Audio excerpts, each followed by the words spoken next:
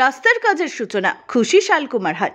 আলিপুরদুয়ারের বিধায়ক সুমন কাঞ্জিলালের প্রচেষ্টায় আলিপুরদুয়ার ১ নম্বর ব্লকে ১৬টি গ্রামীণ এলাকার রাস্তার কাজ পর্যায়ক্রমে চলছে।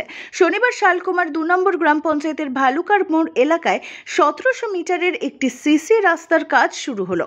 সেখানে উপস্থিত ছিলেন আলিপুরদুয়ারের বিধায়ক সুমন কাঞ্জিলাল সহ স্থানীয় জনপ্রতিনিধি ও তৃণমূলের নেতারা। বিধায়ক জানান, আলিপুরদুয়ার ১ নম্বর ব্লকের ১৬টি গ্রামীণ রাস্তার কাজের অনুমোদন দিয়েছে রাজ্য পঞ্চায়েত ও গ্রাম উন্নয়ন দপ্তর। এই রাস্তার কাজগুলি আলিপুরদুয়ার জেলা পরিষদের তত্ত্বাবধানে চলবে। তার মধ্যে এদিন ভালুকার মোড় এলাকায় একটি রাস্তার কাজের সূচনা হলো। ব্লকের অন্যান্য প্রান্তেও রাস্তার কাজ চলছে। এজন্য রাজ্যের মানবিক মুখ্যমন্ত্রীকে ধন্যবাদ। আমাদের রিপোর্ট, ফালাকাটা টাইমস। শালকুমার ২ গ্রাম পঞ্চায়েতের ১২/১৪ পার্টে ভালুকা ব্রিজ থেকে ভবতোষ সরকারের বাড়ি পর্যন্ত একটা গ্রামীণ রাস্তা। এরকম গ্রামীণ রাস্তা আমরা আমাদের আলিপুরদুয়ার বিধানসভা, বিশেষ করে ১ নম্বর ব্লকে ১৬টা রাস্তার বিশেষ অনুমোদন পেয়েছি পশ্চিমবঙ্গ সরকারের পঞ্চায়েত ও গ্রাম উন্নয়ন দপ্তরের মাধ্যমে।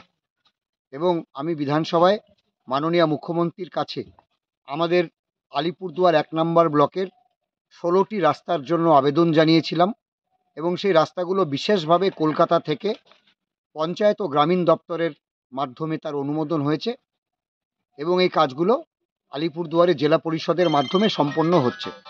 যেহেতু এই রাস্তার সরাসরি অনুমোদন কলকাতা থেকে, ফলে রাস্তাগুলো খুব ভালোভাবে হবে এবং আমরা এই কারণে আমাদের বাংলার মুখ্যমন্ত্রী মমতা বন্দ্যোপাধ্যায়কে ধন্যবাদ জানাই।